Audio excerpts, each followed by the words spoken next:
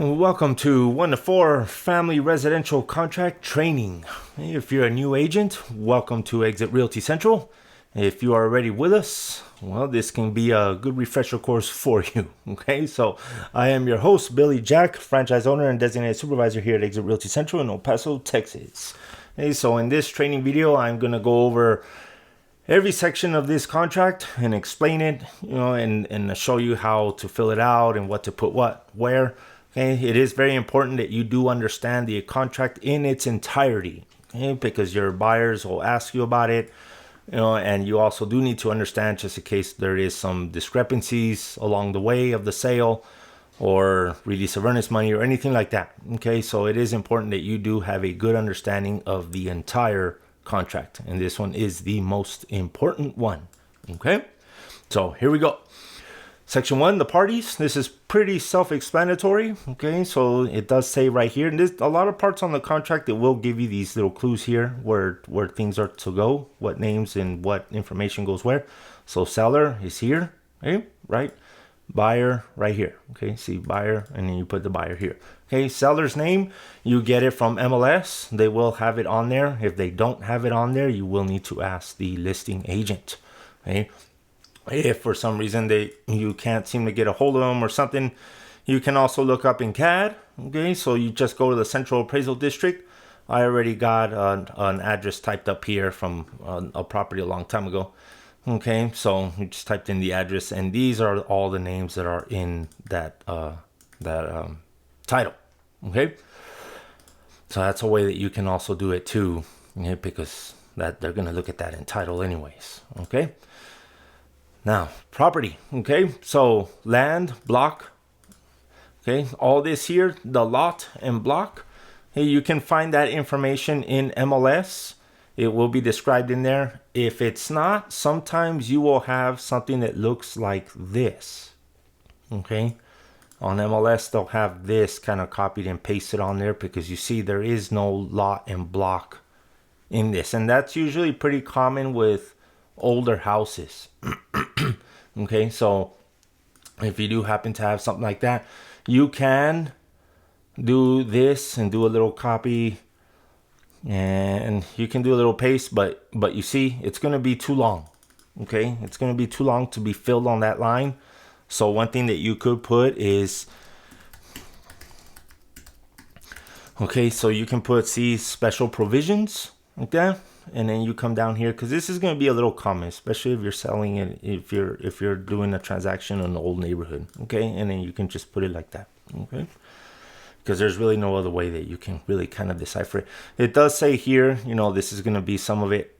So this is probably going to be the block number, and then the lot and block number. Okay, but you can put it like that and be more specific. Okay. City of El Paso, County of El Paso. Okay, even if it's in Socorro, if you're doing a one in Socorro or Horizon City or in Anthony, then you put City of Horizon, County of El Paso. It's still El Paso County. And then this known as, and then the address goes here. Let's see, it even says it right there. Okay, all right. Improvements. Okay, so this, I won't read it all to you, but you can read it. Okay, so it's all the permanently installed appliances, all that. So it basically says this property includes all this here. Okay, so it includes all this here, right? So do read it. Keep see, like for example, mailbox keys, door keys, the draperies, window shades, air conditioning units. Okay, so all that stuff is implied that it's gonna stay with the house. Okay, now here's one thing to pay special close attention to. Okay, on the exclusions. So for example, if they want to take out the window shades, draperies, all that stuff there, or if they're keeping like this artificial fireplace logs, a lot of people do remove those. And those are those little ceramic logs that are inside the fireplaces that they can light up, and they look really cool, but they are a little expensive. So a lot of sellers, they'll take them out right before closing. Okay, if they're not planning to leave them, anything like that, window shades are going to come out, or if they want to take the pool equipment with them for some reason, okay, things like that, they should have it listed on MLS in the confidential remarks. They should have it in there, or the listing agent should communicate that with you right away, okay? Or when you send in the offer, if that's going to be the case, they should tell you to write this in, and this is where you put it, okay? So it's retained by the seller, and it must be removed prior to their possession, okay? And this is where you type in all that stuff, right? Reservations, okay, this is more for rural areas, okay? If they have, oil rights or gas or any other minerals, or they have water rights, okay, wood rights, that's not really a big thing in this area here, maybe more on the East Coast, okay? So this is going to have a special attached addendum. If for some reason you do run into a situation like this, just talk to us and we will help you with it, okay? I won't go into too much detail because you're likely not going to see this very often at all, right? Sales price, okay, this is pretty self-explanatory as well, okay? Cash portion, this is the cash portion. This will be either, if it's full cash, then everything, the full amount will go here. So if it's going to be 250,000, something like that, full cash, or this is also their down payment. So if they're buying a $200,000 house, but they're going to put 20,000 down, so you will put 20,000 right there, okay? And that's where that would go, okay? Section B here, okay? So it would be, if they're financing it, they're doing VA, FHA, or conventional loan, third-party financing addendum, okay? So you would check this, and I'll have another training video that will explain this financing addendum, okay? If they're assuming the loan, this isn't another thing tricky, okay? You would have to have that cleared by the mortgage, okay? If they're going to do a loan assumption. This is pretty rare too, okay? Seller financing, this is a little bit rare too, but you might come across this, okay? If you do come across one of these two, you can talk to us and we can help you get through that, okay? But the most common is going to be the third-party financing, okay? So if you do that and they're financing, the 180 left of the 200,000, okay, and this is where you're going to put it, okay? And then your total amount is going to be 200,000, right? Okay, that's going to be the sum of A and B, okay? See, if you read the contract carefully, you'll see all these little clues here that help you to fill it out, okay? Leases, okay? So this is pretty important too, especially with a lot of attachments now that are coming with the properties and things like that, okay? So this is important to just understand it, and especially if it does apply, okay? So for example, if it's a quadruplex or a duplex or just a regular rental house, okay, and there is a lease that they still have, a couple years left or 6 months left or whatever it is, okay, there's going to be a residential lease that's attached to that property, okay? So they still have a lease in effect, and the buyer that's buying it has to acknowledge that they still have a lease, and they're going to honor it, upon their closing, okay? Fixture leases, okay, so this is fixture leases. For example, this is the big one right here, solar panels, okay? A lot of houses now, they're going solar, they have solar panels attached, and they're leasing them, okay? So if they are leased, the new buyer has to understand that they do have leases on that solar panel, and they would have to assume it. Water softeners also, a lot of them, they do have that system, or security systems as well, okay?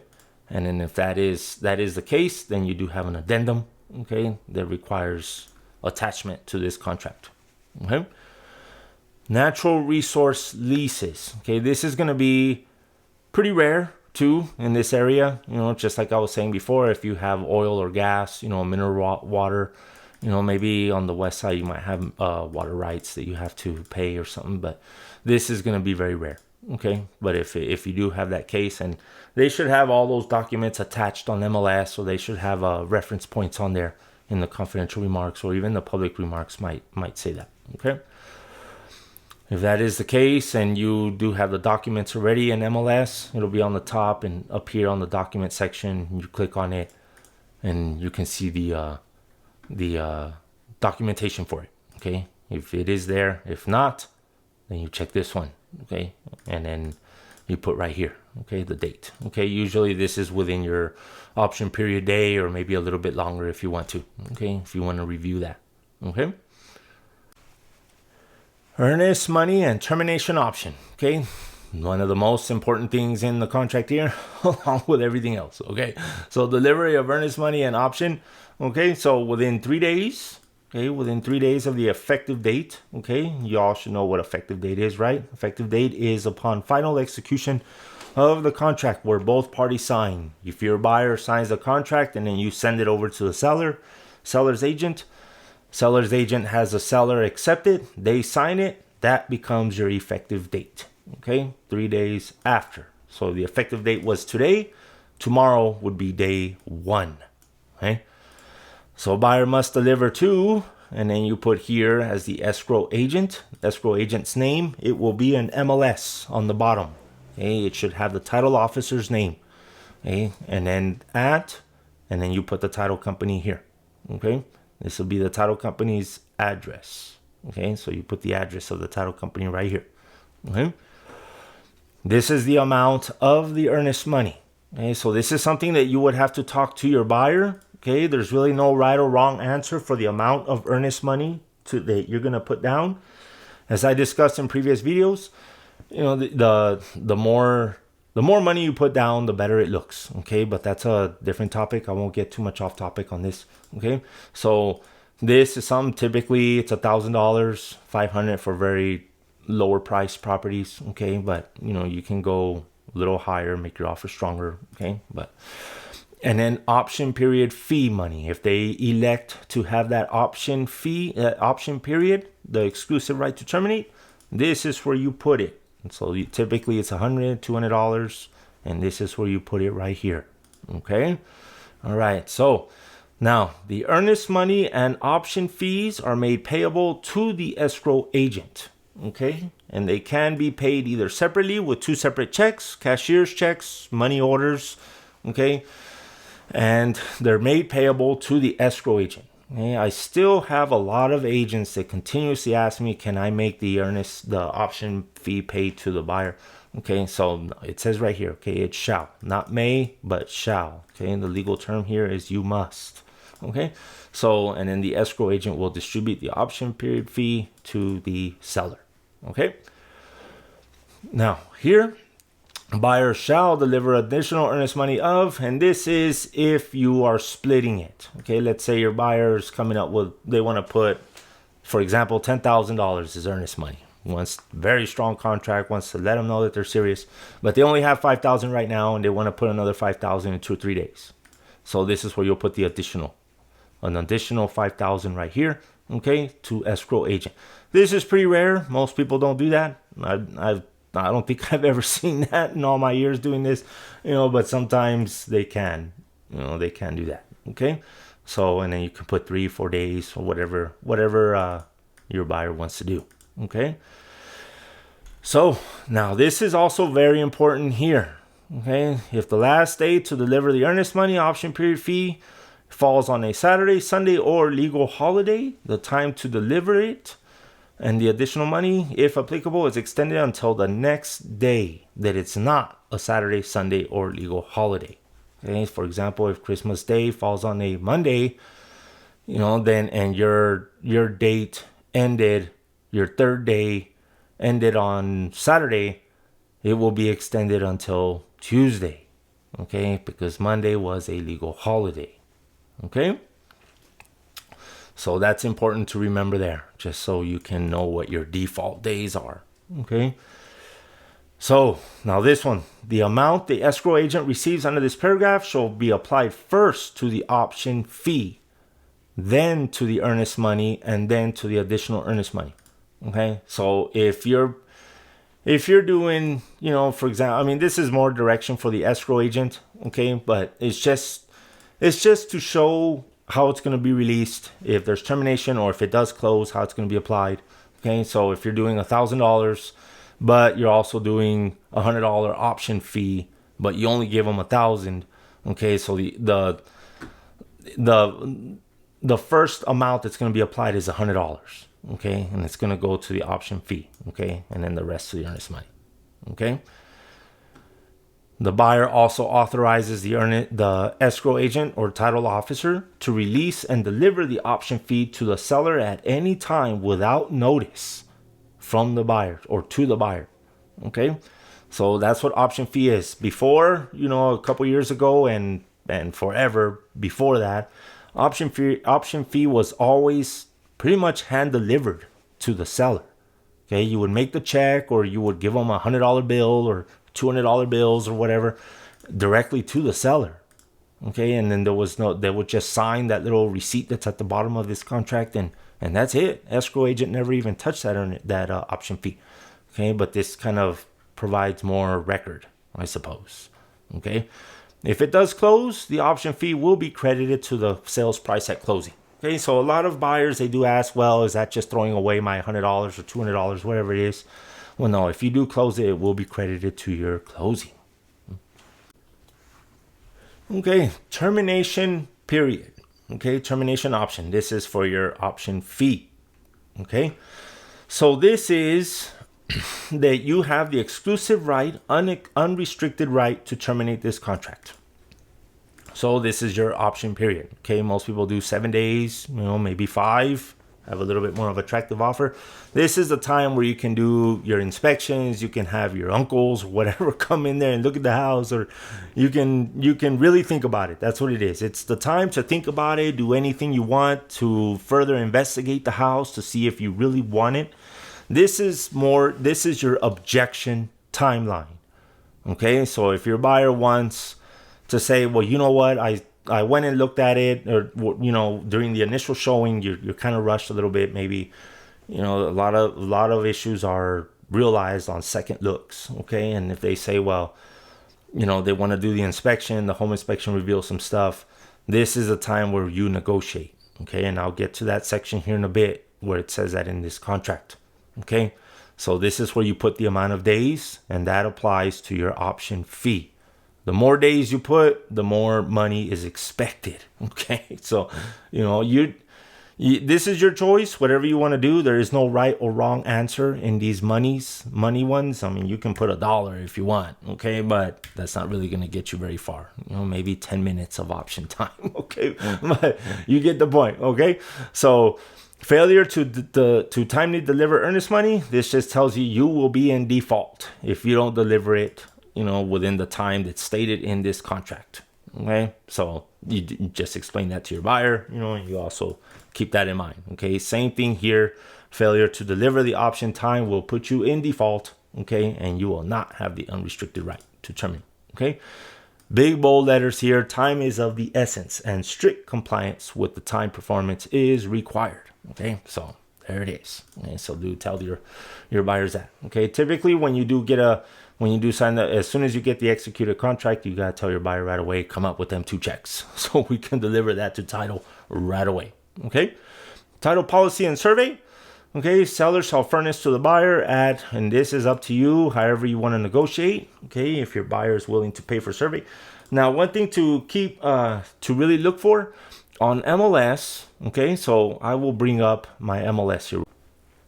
Okay, so on the MLS here, okay, so you get on the title policy and survey. Okay, on survey, the way you can see it, if it's already in there, so you go into your MLS, and I just picked the house here. I just went to the hot sheet real quick and just clicked. Okay, so you look up here and it'll have documents. If it doesn't show this, then there is no documents. Okay, so don't freak out if you don't see this little button here. Okay, so, and if it doesn't have some of these stuff, if it doesn't have these, it's just because the agent didn't put no information on them, so it's not going to show them up here. Okay, so your MLS is not broken. Okay, so it just doesn't show it. So you click on there, see here, there's no survey. Okay, so sometimes it will show the survey, and then you put it on there. Okay, and this one has this, so we'll get back to that right now. Okay, so no survey. You can ask the listing agent, do you have a survey? Okay, so sometimes they do, they just didn't upload them. Okay, but you can also check here. One of these is going to have to be checked anyways. Okay, so you will check that if your buyer wants to pay for the survey. Okay, or the seller. Okay, and then the survey will be issued by, and then there's a title company that you're going with at the top. Okay, that'll be the title company. Okay, very rarely do they not match. Usually that will happen if your buyer somehow really wants a certain title company to just do the survey. Okay, but that's very rare instance. Okay, so but you could do it if they really wanted to. Okay, so now this explains all about the survey. Okay, this explains what it's going to be and how it's going to read. This is also going to show up in your title commitments. When you get your title commitment in, it's going to show all this stuff. It's basically a copy and paste. Okay, this here, we always like to do this, shortages in area. Very rarely have I seen that this is not checked. Okay, shortages in area does give you extra protection just in case there is a short in the area of the survey. Okay, and they come up with a little error, or they didn't actually measure it right or something, and the insurance will kick in and cover this area. Okay, and if your buyer's gonna pay for it, they should pay for this too. Okay, that's just courtesy. They're paying for the whole package that's here. Okay, you can split them, but it's not, it's kind of nickel and diming it there. Okay, so, but for your protection and your buyer's protection, you should always elect to have the shortages in area in there. Okay, it's a little bit of an additional fee, but it's more insurance policy for you. Okay, commitment. Okay, so this is what I was telling you up here. Okay, within 20 days, they will issue the insurance commitment, title company commitment, or title binder. Different states call it different things. Okay, so and this is going to explain what it's going to have. Okay, so you can read through that and then kind of get a little familiar with it. Okay, so this explains what the survey needs to do. It needs to be a professional land surveyor. Okay, not just Uncle Bob over there measuring rocks. Okay? Within so many days, the seller will furnish the buyer and the title company the existing survey. Okay, so and this is what it says here. Okay, if they do have a survey, you can put that in here. If they say, yeah, we do have a survey. Okay, well, I'll give you 3 days of the effective date to submit the survey. If the seller does not furnish the existing survey, then the buyer shall obtain a new survey. Okay, so if the existing survey or the affidavit is not acceptable to the title company, okay, now this is another thing that you have to check. Okay, you will get a new survey either at seller's or buyer's expense. Okay, so now this, typically if your buyer's already agreeing to pay for the survey, it's the same thing here. Okay, so if they do have a survey and they say we do have a survey, then if it's not acceptable, typically you would do this. Well, you said you had a survey, but it's not applicable. Or sometimes on a very old piece of property, the survey is so faded, it's from the 1980s or 70s, and it's just not really readable anymore. They cannot accept it. Okay, so that's on that one. Okay, so within so many days after the effective date of this contract, you will get a new survey. Okay, so this is if they tell you that they do have it. Okay, like I was saying, if they do have the survey, then you'll check this. If they don't have the survey, okay, then you'll do this. Okay, after the accepted date, the buyer shall obtain a new survey at the buyer's expense. Okay. Okay, and then this is for the seller at the seller's expense to furnish a new survey to the buyer. Okay.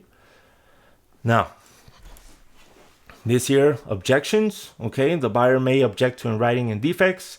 This is typically on what they're going to use the property for, which will prohibit the following use for activity. Okay, so if they're buying a residential house and they're planning to live in there, all you do is put, okay, residential use. Okay, residential use. Okay, if they want to put, let's say, a pet grooming place in there, okay, and they want to get city permits and all that, okay, so you can put that, okay, and then they're gonna do a search, and if the city's gonna say no, it's not zoned for commercial like that, we're not gonna issue you permits like that. I just had a deal in Las Cruces that did happen to. They wanted to put a nursing home there, and it did not happen. Okay, so they were not able to go through with the contract. Okay, so typically it's always residential. Okay, if they want to put something else, then this is what you put in there. Okay, if they want to put some kind of other business. Okay, must object. Okay, and this is the amount of days that you put before receiving it. Okay, so these are the days to object to this. Okay. Okay. This is typically a 3-day timeline. Okay. 3-day, maybe you can even put 5, but typically you need to object before the closing date, or probably reasonable is 3 days after you receive the commitment. Okay, I mean, that's plenty of time to read it and object to it. And then this explains the remedies. Okay, the seller can have the option to cure any objections for it. Okay, so, and then that's, you could just read this and it'll explain it all to you. Okay, if they cannot come to resolutions after the objections, you can terminate and the earnest money will be refunded. Okay, so it's pretty self-explanatory here on what it is. Okay, title notices. Okay, so this is just an advisory. Okay, so broker, which would be you, okay, you're an extension of the broker, okay, advises the buyer to have an abstract of title covering the property examined by an attorney. Okay, so basically title insurance, okay, abstract of title, checks the title to make sure that there is no liens or any clouds on the title. Okay, so that's what this is. Okay. All right, and also for an attorney to review it, just to make sure that everything is good and and good for you. Okay. Membership in Property Owners Association. If the house is located in an HOA section, then it will be this. If it is, you have to do the additional form, the additional addendum, and I'll have another training video coming out on that one. Okay. Most of them in this city, they're not. Okay, so it's not subject. If it's a condominium, something like that, well, condominium would be a different form. Okay, you don't use this form for condominiums. Okay, so now if the property is, or if it's in a gated community and it has HOAs, okay, you do have to make sure that this is checked in there so they know, and the other form will be filled out so they know their amount of HOAs. If it is in an HOA area, you will see that listed in MLS. Okay. So, for example, it will say in here, okay, it will say HOA and you'll have no in there. If you don't see the little field in there, then it's simply because they just didn't fill it out. Okay. But if it is, see, oh, here it is, HOA. Okay. So now, if it does say yes and it is on an HOA, they will typically have it listed in here somewhere. Okay, they'll say HOA fees are $500 a month, or $250 a month, or $50 a month. If it's a $50 a month HOA, it's not gonna do too much. Okay, so that's that. Okay, where were we? Okay, right here. You are obligated to pay the assessments of the property owners. Okay, so this is it. Okay, if they are on an HOA, they need to understand this. If they do not pay the HOA fees, they will put a lien on them and they will foreclose on the property and the HOA will sell it. Okay, so this is a property code of the Texas Property Code. Okay, and it basically says that you have the right to receive documents that establishes the maintenance and the operation of the HOA. So some people will say, well, what am I going to get from the HOA? Well, you can request that from the HOA. Either the treasurer, the secretary, or the president of the HOA. They do have to provide those documents for you. Okay. All right. See, so this is the promulgated addendum for the HOA. Okay, that would need to be used. Okay. Tax districts. Okay, if the property is situated in a utility or other districts providing water, sewage, draining, all that kind of stuff, it requires the seller to deliver to the buyer, that notice that says that. Okay, so the listing agent should have that. Okay, for the tax district of the utilities. Mm-hmm. Tidewaters, you're really not going to have that in this area. Okay, this is more for the East Coast. If it was in Houston, or Brownsville, something like that, then you would have this issue. But here, that really does not apply. Okay. Annexation. This is a little bit important. If the property is located outside of the city limits, so if it's just outside the county or the city limits out in the county, okay, this tells you that it may later be annexed into the city and then things will change. Okay. So if that is a concern, the city does have a jurisdiction map. Okay, and then you can see where if it's very close, or if there's plans to annex it and things like that. Okay, so if you have one that's out there in the county, close to the city, this can be important just to tell them, you know what, the property may be annexed and be in the city. Okay. Property is located in a certified service area of the utility service provider. Okay. Okay, so basically the certified service area is if the property is located somewhere where, you know, the state code here says that there's certain water districts or utility districts, you know, electrical or something. For example, the property is, let's say, for example, a mobile home located out there in the county, way out there in Montana Vista or something, but there is no electricity or something. There may be a period to construct lines or other facilities necessary to provide water or sewer service, you know, or anything like that. And it's saying that there's going to be an extra fee, and there can be more costs to it. Okay, so that's basically what this says. If your house is inside the city and it's already well established, everything's already connected, it's really not much of a big deal. Okay, if you do have a situation like that, we probably will have to step in and help you if you're not already familiar with that kind of situation.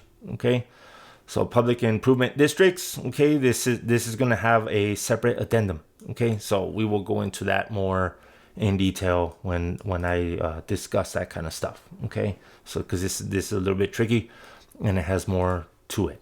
Okay, so transfer fees. Okay, if it does have a private transfer fee. Okay, so, you know, transfer of title or something like that. Okay, so this is telling you that there might be one. Okay, so the seller would have to notify the buyer.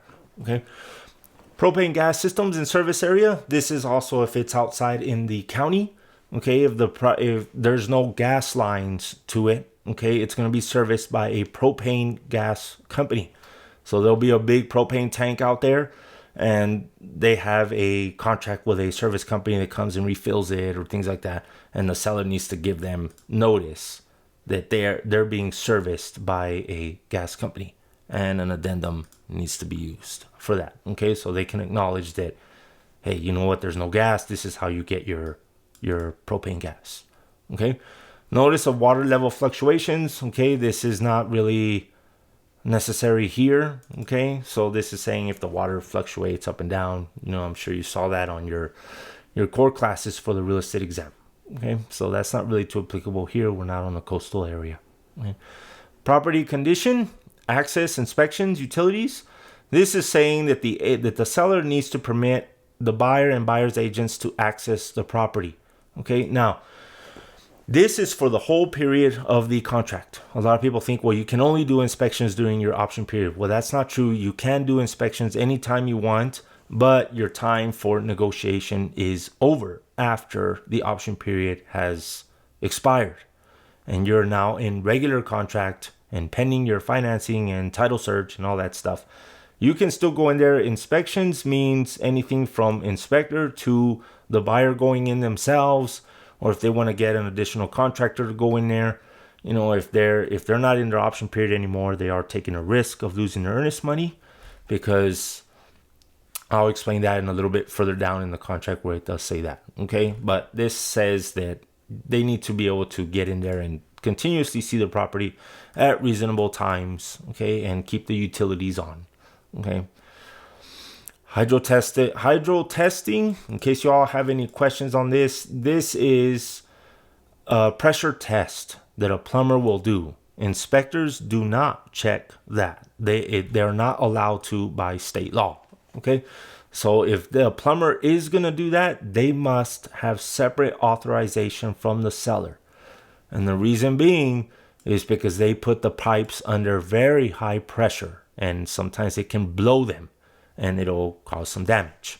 Okay, so that's the way they test the integrity of the pipe, is they put it under heavy pressure tests. Okay, and the seller needs to agree to that. Okay, and there is no additional form for that really. You can put it on an addendum or a amendment, and I will show you how to do that. Or usually a plumber, because a seller will hire the plumber most likely, and the plumber will have a contract, because the plumber is not going to want to be liable either if that pipe busts and you just get a copy of that and attach it to the file. Okay.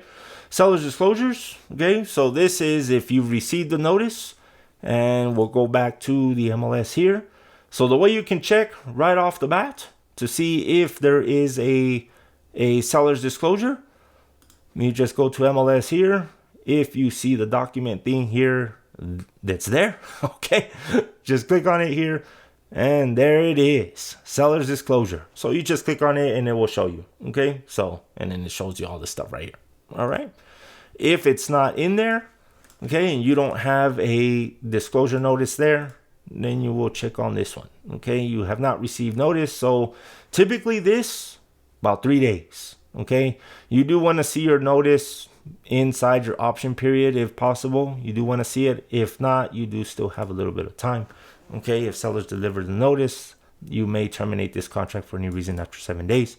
Okay, if you did not receive it during your option time. Okay, so there's a little bit of trick to that. Okay, but these are the two major options. Okay, either you received it, you see it on MLS there, or you have not received it and you put 3 days here. Okay, if the seller is not required to provide it, on the property code, then you would check this here. Okay, but typically it is these here. You can always request a seller's disclosure even if they're not really required to fill one out. Okay, and you should know this. Okay, this is from your core classes for your state exam. Okay, if not, I won't go into too much detail, not to get off topic, but you can always just do a quick Google search, witness seller, and do make sure you put Texas property code, and it will show you the whole list of it. Okay, acceptance of property condition. Okay, here we go, and this is in direct reference to this paragraph right here. Okay, so as is. Okay, so a lot of buyers will question, well, I do want to do inspections and I want to negotiate if there's things wrong. Okay, so this paragraph means that you accept the property as is, as you're seeing it. That's why you're putting in the offer, right? Because your buyer does want it. They do like the property. They want to buy it. But do explain this. Okay, they're not prohibited, okay, or preclude. That's how you say that. Okay, so prohibited from inspecting the property. Okay, so they're not prohibited from inspecting the property or terminated during the option. Okay, if any.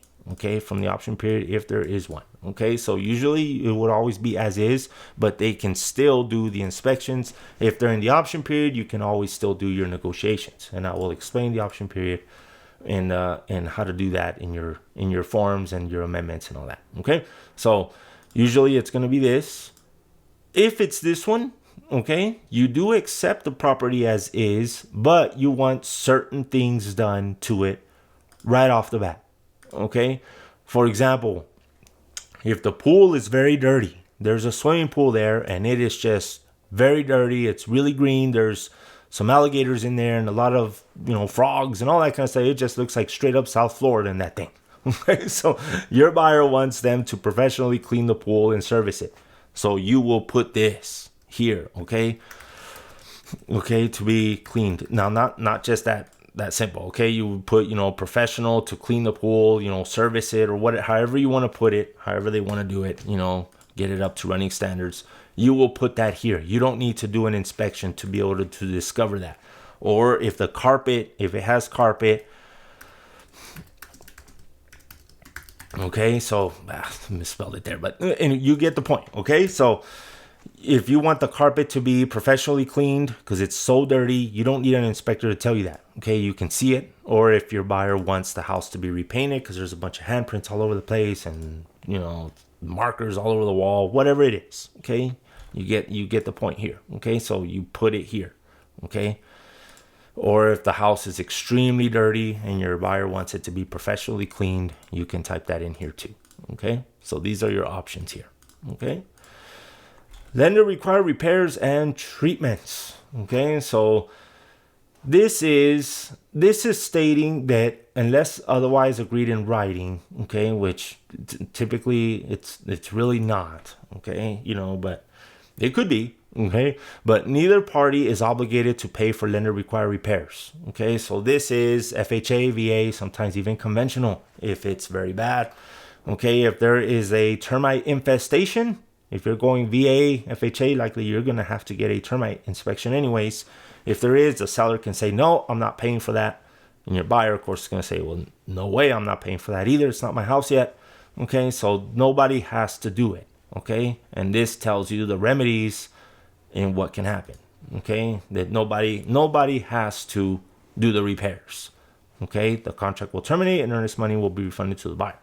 Okay, if the cost of lender required repairs exceeds 5% of the sales price, the buyer may terminate this. Okay, so that's pretty self-explanatory there. Okay, completion of repairs and treatments. Okay, the seller agrees to complete all repairs and treatments prior to the closing date. Okay, so this is if you did negotiations during your option period, you want a new roof on there, windows to be fixed, all that stuff. They don't have to fix all that during the option. They have until closing to fix it. Okay, that's basically what this says here. Okay, if they don't fix it by closing, you do your final walkthrough and it's not done, then you get an extension to your closing date if your buyer wants to. Okay, and then you can remedy that and give them a little bit more opportunity to fix it. Okay, so see, it even says here to extend the closing date. You may exercise the remedies for your earnest money and all that, or extend the closing date. Okay, environmental matters. Okay, the presence of wastelands, all that stuff. Okay, and it basically says, heads up. You could be in a wasteland or so. If you're concerned about these matters, okay, then there is another addendum for TREC to be used. Okay, and we'll go into that when I get to those type of forms. Okay, residential service contracts. This is home warranty stuff. Okay, so this here is your buyer can purchase a home warranty contract basically at any time. Okay, but if the buyer wants the seller to pay it, okay, then you put them out here.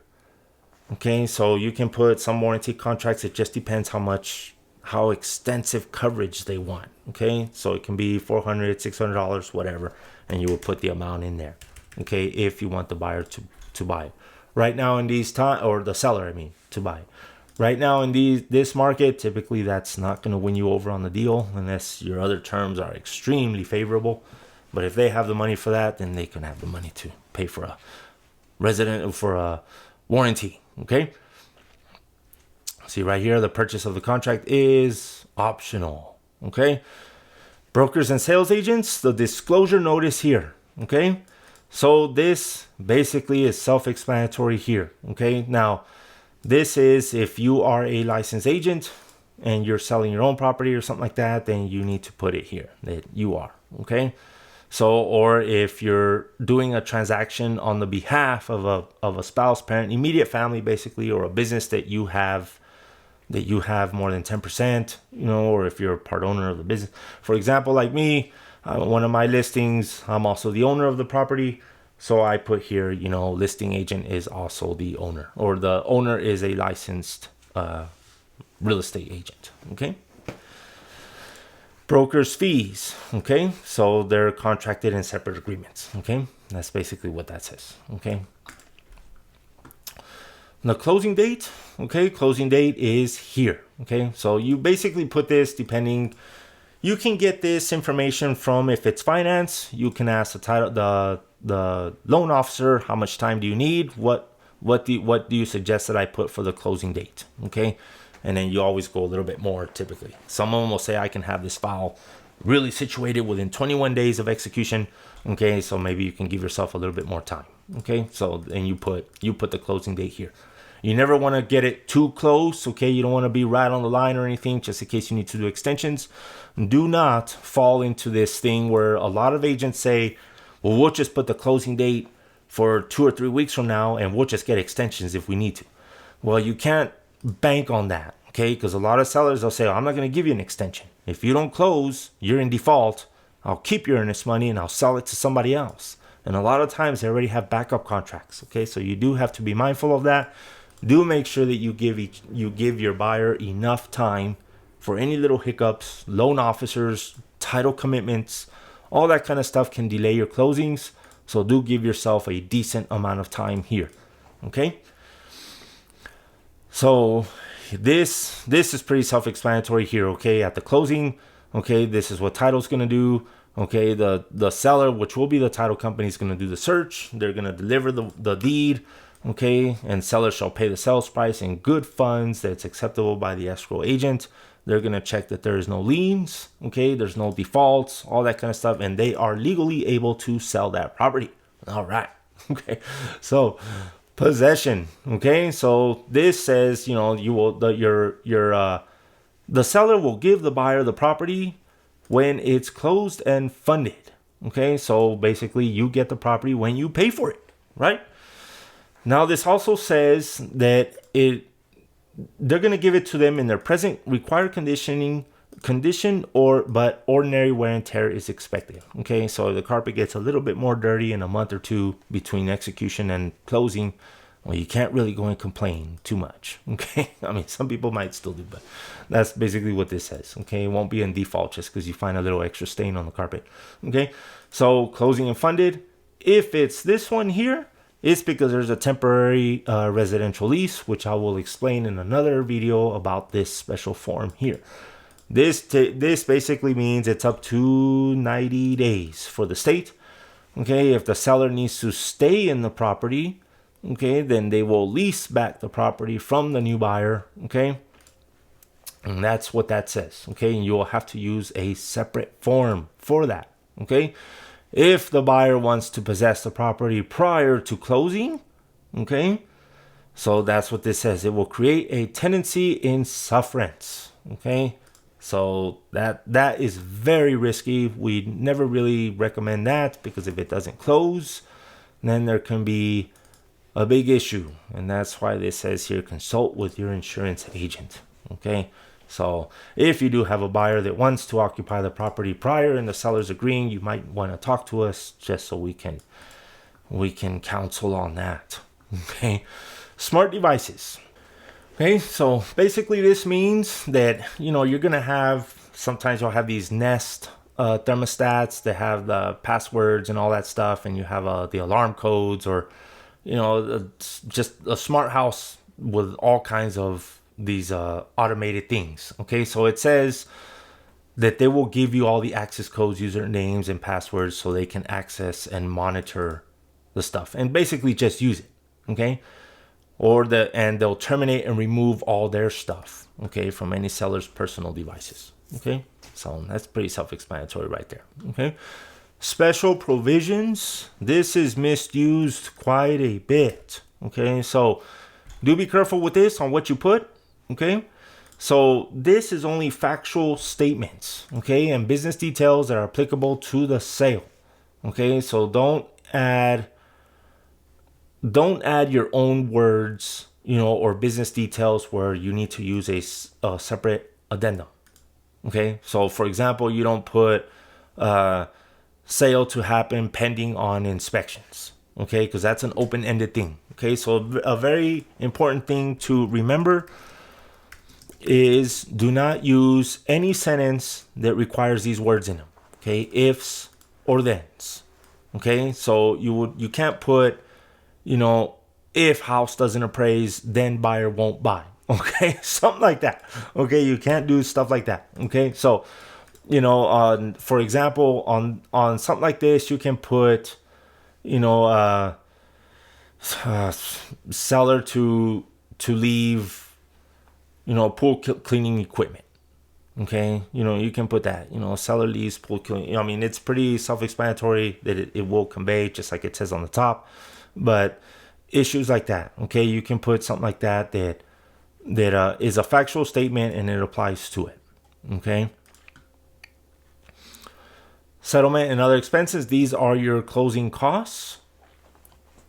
Okay, so this basically tells you what it's all going to be. Okay, what the expenses are expected to be paid, you know, taxes, prorated stuff, all that kind of stuff, escrow fees. Okay, This here, this is another one that's a little bit misused. Okay, seller will pay the amount not to exceed, and if you have, let's say, for example, $5,000 in closing costs. Okay, but if let's say it's a conventional loan and it's $5,000, just for an example. Okay, so if you want the seller to pay half, then you will put $2,500 here. Okay, so if it's FHA or VA, okay, buyer's expenses, which the buyer is prohibited by paying, that's where it's going to be applied first. Okay, it's going to be applied here first. Okay. Okay, so if you want to be more precise, okay, you want them exactly to pay $2,500 or so, you can use a separate amendment. Okay, and I will show you that form in another video on how you put that. Okay. Expenses payable by the buyer. Okay, and this is it. Okay, appraisal fees, loan application fees, it says all that in here. Okay, what they're going to be expected to pay. Okay, the taxes. Okay, prorated. Okay, like all this is pretty self-explanatory how this works. Okay, prorations. Okay, the taxes, it's going to be prorated. Okay, the title's going to figure all that out. They're going to come up with that on your closing statement. Okay, so you can review it with your buyer, or the title officer is also going to explain it to them. Okay, how much taxes they're going to have to pay. Okay, casualty loss. This is pretty important here. Okay, because if any part of the property is damaged or destroyed after the effective date, the seller shall restore the property to its previous condition. Okay, so basically an insurance claim. Okay, if the seller fails to do so, or if it's beyond the seller's control, the buyer, these are the remedies that they may have. Okay, the buyer can also accept the property in its damaged condition with an assignment of insurance proceeds. Okay, so if something like that happens, very rarely, but it has happened. I've seen it several times actually. But if it does happen, you can talk to us and we will help you with it. Okay, there is ways around it. It's not the end of the world. A lot of deals do still close. Okay, the insurance will step in and say, yes, we'll fix it. But pending the sale, they will assign the new insurance proceeds to the new buyer. Okay, so won't get too much into that. But if it does happen to you, we will help you with it. Okay, it's not very difficult. Okay, default. This is the remedies. Okay, what would happen if the buyer defaults? Okay, liquidated damages, loss of earnest money, lawsuits to enforce specific performance. Okay, so that's basically the punishment. What will happen if you don't comply with your end of the deal? Okay, so this mediation, it is the policy of the state of Texas to encourage resolution disputes before going to court, such as mediation. Okay, mediation is not a civil court. Okay, mediation is the first step to any civil dispute. Okay, so that's basically what that says, that you will take it to mediation first. Okay. Attorney's fees, this is pretty self-explanatory. You know, that's who will prevail in any lawsuit or any legal proceeding, which mediation is a legal proceeding. Okay, who will cover attorney's fees. Okay, if you lose, you pay, right? Basically. Okay, escrow. This says right here, the escrow agent is not a party to this contract and does not have liability for performance or non-performance. So you cannot go complaining to the escrow agent, that's my earnest money, you give it to me, because they didn't enforce it. The escrow agent's not the mediator. They will send out the form to release the earnest money, and the both parties need to agree to it. If they don't, then it goes to mediation. Okay, that's basically what this says here. Okay. So, escrow agent may require, we'll go back to this here real quick, okay, because this is a little bit of an important one. Escrow agent may require any disbursement made in connection with this contract to be conditioned on escrow's collection of goods. Okay, so a lot of times too, if the title company does do a lot of work, they did the due diligence, it doesn't close, they're still going to charge their fees. Okay, so they will take that out of the earnest money most likely. Okay, expenses. Okay, this says basically, you know, how the money is going to be applied at closing. Okay, so earnest money is going to be first applied to any cash down payment, then to buyer's expenses, and so on. Okay, if no closing occurs, then the escrow agent will, and then it says all this here. Okay, I'm not going to be reading all of it. Okay, it's not, so you can read that, and then it basically just says that. Okay. Escrow agent may also deduct authorized expenses. Okay, expenses accrued by the escrow agent on behalf of the third party. or behalf of the party to the contract. Okay. For example, in New Mexico, authorized expenses are termite inspections. In New Mexico, they always send termite fees to title, and then the escrow agent is authorized to pay that fee to the termite company. Okay, we don't really do that here, but that's very common over there. So that would be an authorized expense. Okay, or also surveys. Escrow agent got the survey, or something like that. Something that the escrow agent had to expense of. Okay, so on demand, upon termination of this contract, the escrow agent may send a release of earnest money to each party, and which demands the release. Okay, so this is pretty self-explanatory here. Okay, so I'm not going to really read too much on it, but basically it says that they're going to send out a notice saying, hey, you guys need to resolve it, and what are we going to do with this money? Okay, you guys need to agree to who's going to release it. Okay, if they don't release it, then basically it goes to the state, but the title company will keep it for some time before they'll release the earnest money. Okay, damages. Any party who wrongfully fails or refuses to sign the release of earnest money, okay, will be liable to the other party for damages, earnest money, reasonable attorney fees, cost of the suit. This is basically a warning saying, heads up, if you don't play ball, you can be sued and you might be liable for more damages. Okay, that's basically what that says. Okay, notices. This is just a notice. Notice of objection to the demand will be deemed effective upon the receipt by the escrow agent. Okay, so this is basically, and this references to paragraph 21. It should be down there. Okay.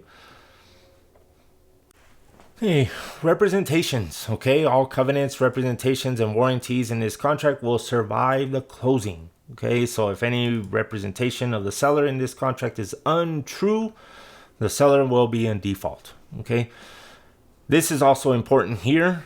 It's important for listings. Okay, the seller may continue to show the property and receive, negotiate, and accept backup offers.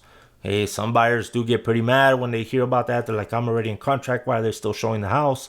Well, unless you have a written agreement that they will no longer show the house, the seller can still show the house and negotiate and receive backup offers. Remember, the house is not sold until it's closed. Federal tax requirements. Okay, this is something title will also help you with. Okay, if they're a foreign person, okay, by the tax code, okay, then they have to have this kind of stuff. Okay, so basically it says, for the IRS, foreign persons, they might be subject to more taxes or things like that. Okay, we won't get too much into that because that's more the title's going to do research, and also the lender can also check on all that stuff for you too. Okay, notices. Okay, all notices from one party to the other. This is important. All this stuff here that I'm about to go over. Okay, so the buyer if you don't have the email of the buyer themselves, if you just have the agent, okay, you can leave this blank, or you can put the listing agent's email here. Okay, or I don't mean that. So it would be, sometimes some people will put their mailing address or something, but usually we just kind of leave it blank. Okay, you don't really want to release all their information and risk the other party to contact your people directly. Okay, they should be going through you. Okay, everything should be going through you. You are their representation. So you can put the buyer's email if you want, or you can also put your own. This is how they're going to reach you. Okay, seller. Okay, so you can put the seller's email. Sometimes they'll have it on MLS. If not, you can just put the listing agent. Okay, this is very important. Okay, if you're going to have third-party financing, if you're going to attach that form, all forms that you're attaching needs to be checked.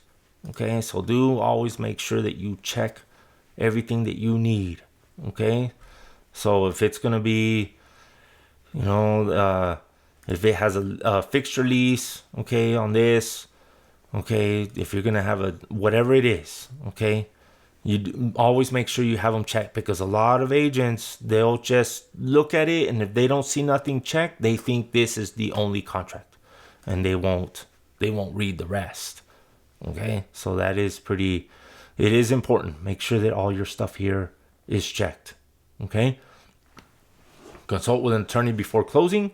Okay, this is a direct warning to your buyers, okay, or whoever's signing the contract. Make sure if they want more legal advice, they need to contact an attorney. If they do have an attorney, you put their information here. Sometimes if it's a trust or, probated something or something like that, or, they'll have an attorney that's actually handling the deal, then the attorney information is right here, okay? Executed final date, final day of acceptance. This is the last broker that fills it in. Now remember, broker is you, okay? You're not a broker, but you're an extension of the broker, okay? So the state, that's how they call it. They're not just going to say salesperson or something like that. They're always going to refer as broker because you are an associate of the broker, okay? You just have the title of salesperson, okay?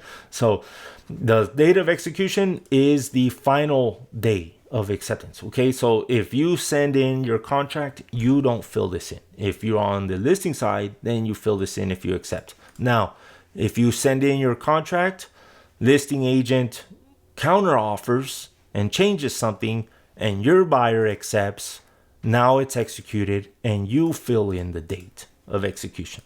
Does that make sense? Okay. The last person to accept the final contract is the one that fills in the day of acceptance. And that's the day. Okay. Not day one. Okay. It's if it was accepted today, your buyer signed it today, or the seller signed it and it's fully executed, then it's today's date. If they counter offered to you and your buyer doesn't accept the counter offer until tomorrow, then it's tomorrow's date. Okay, make sense? Okay, don't forget this. Okay, this is common. A lot of people forget it, even though if it's in big ones. I myself have had that error happen too. Okay, we always overlook the obvious sometimes. Okay, so do make sure that this is filled in because this is important. Okay, title looks at it. Everybody looks at that. What's the final date of acceptance? Buyer, seller signatures. You upload this and put that in the .loop for electronic signatures. This is also important here. Okay, so the broker's information here. Okay, so this is going to be if you are only representing the buyer, you will check this. Okay, so this is for your buyer. Okay, then this is what the listing broker is going to go here. Our company name will go here. Okay, you'll put the license number here. Okay, and then this is going to be your name, your license number. It's pretty self-explanatory. If it comes down to it and you end up having a team name, you'll put your team name here. Real quick, I'm not going to go too far off topic because that's outside the scope of this training. If you are going to create a team, if you team up with people, you do need to let us know first, and we have to register that team with the state. Okay, you cannot just make up a team saying awesome realtors together or whatever. Okay, we do have to register it first. Okay, or you will be severely disciplined by the state. Okay, all right. So associate's email address is going to be yours. Licensed supervisor, this could be my name. Here you can put my name, my license number, or you can also put Maria's here. Okay, and then her license number here. Okay, and this is going to be our address. Okay, our office address, office phone number, or you can put your phone number here. It doesn't matter. Okay, and then city, state, and zip code of it. Okay, this is the listing office license number. All this stuff here, you can find it on MLS. Okay, for example, let me see if I can show you real quick how to come up with that info. Okay, so you see this listing agent here. There's a number there. Those are hyperlinks. You can click on it. It should have, there's his license number. Okay, and that's it right there. That's an old one. He's been there for quite some time. Okay, so that is it. That's his license number right there. Okay, office. You can click on office too. A lot of times it won't have it. Okay, they won't have the office license number, but you can go on the Trek website, and then you can look up the office license number. Okay. Okay. This stuff, if you know their information, okay, the team name, okay, if you know it. If not, it's no big deal. This one, you should know their email address. How else are you going to send it to them? This is their broker license number, and or if you know their supervisor's info, okay, this is their address, okay, all that stuff, okay. The reason why it has more lines here is if you're double ending the deal, okay. You also have a listing and you're double ending it. So that's what this is here. Okay. Remember, this is for the office itself, and then these are for your agents. Okay. For the office. Okay. This is important right here. This is going to be detailed here. Okay. Buyer broker fee. Okay. It's going to be down here. Okay. So in any let's say any listings that you see, you'll find it on the bottom. Okay. So for example, let's just select one real quick. Let's just do, well, it doesn't matter. We'll just pick that one because that one's all the way in the top. Okay. Okay, so see, there's the fee there, 2.5. Okay, and that's what you'll put here. So you'll put 2.5, and then you will put the percent. Okay, don't forget the percent there too. Okay, because a lot of them, it might not be just that. It might be a flat fee of $2,500. Okay, or some of them just do flat fee or whatever. Okay, so that's where you put that. Okay, these are the receipts. Okay, so this you don't fill any of this out. Okay, the title officer will fill this out when you send over the contract to them, or usually the listing agent will also send it over. Title officer will either print it, hand fill it in, or they can dot loop it, or they can use their own AuthentiSign programs or whatever it is. Okay, so that's where that's going to be. Okay, they'll fill out this kind of stuff. Okay, alrighty. Also, that is it. Okay, and that is a complete overview of this 1 to 4 family contract. Okay, do review it. You can watch this video over and over if you want. Fast forward, rewind. That's the purpose of this. If you do have any other unique situations or any questions like that, you can always feel free to reach out to us, and we will be happy to help you. Okay, all right. So hopefully this video helps you, and we'll see you on the next one for the continuation of this training series.